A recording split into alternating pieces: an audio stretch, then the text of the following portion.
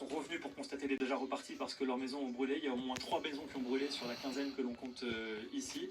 Donc on a vraiment une préoccupation des pompiers autour de cet endroit pour pas que le feu revienne éventuellement dans la nuit ou en tout cas regardez ça.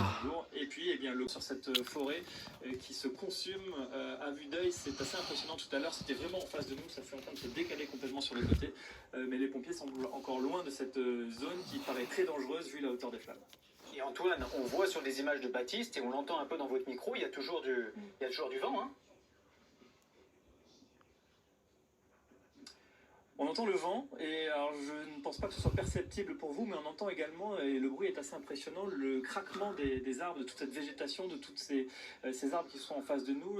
Lorsque le vent est en direction de nous, on entend très bien ces craquements, et on se dit que voilà, la situation là-bas doit être assez terrible, avec la hauteur de ces flammes. Il y a encore du vent en effet, et on le constate parce que de temps en temps, il y a des reprises de flammes comme ça assez impressionnantes au loin, et c'est certainement ça aussi qui explique que les pompiers ne peuvent pas s'approcher pour le moment, déjà parce que c'est légèrement en altitude, c'est en montagne là, pour les pompiers, escarpé, c'est une zone assez escarpée pour eux, difficile d'accès, et en plus qui doit être très dangereuse parce que tout autour, eh bien, la végétation s'est consumée et ces flammes sont assez impressionnantes. Donc c'était plus facile de l'attaquer par les airs, désormais au sol ça va être un travail qui est compliqué. Je pense que les pompiers désormais espèrent que le vent retourne, Regardez-moi ce feu. que les flammes deviennent plus petites et qu'ils puissent désormais eh bien, tenter de monter dans cette zone, éteindre les flammes, ou alors en contrebas de cette montagne, eh bien, essayer de circonscrire cet incendie, en tout cas le contourner, parce que juste sur notre droite ici, il y a une route départementale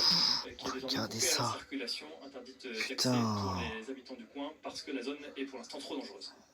Antoine Forestier, merci beaucoup pour ces précisions sur des images impressionnantes de Baptiste Devaux. On revient vers vous, bien entendu, tout au long de la soirée. On vous parlait il y a quelques minutes de ce tweet d'Emmanuel Macron, le président de la République, qui indique que, je cite, « tous les moyens de la nation sont mobilisés ».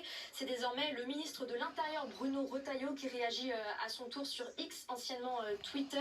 Plus de 1250 sapeurs-pompiers sont mobilisés, indique-t-il, 9 Canadair, 5 Dash et 2 hélicoptères bombardiers d'eau. Je me suis entretenue avec le directeur général de la sécurité civile, indique Bruno Retailleau, qui appelle tous les habitants à respecter les consignes des autorités locales. Alors si vous nous rejoignez sur l'antenne de BFM TV, nous sommes en édition spéciale, il est 21h43. Pourquoi nous sommes en édition spéciale? Parce que tout simplement le plus gros incendie de l'été est en train de se dérouler dans le département de l'Aude. Ça a commencé peu après 16h. Il y a déjà, et ça c'est un chiffre qui nous a été donné, il y a une heure environ, 4500 hectares qui ont été parcourus, avec un panache de fumée qui est visible depuis Carcassonne ou encore Narbonne, et même les plages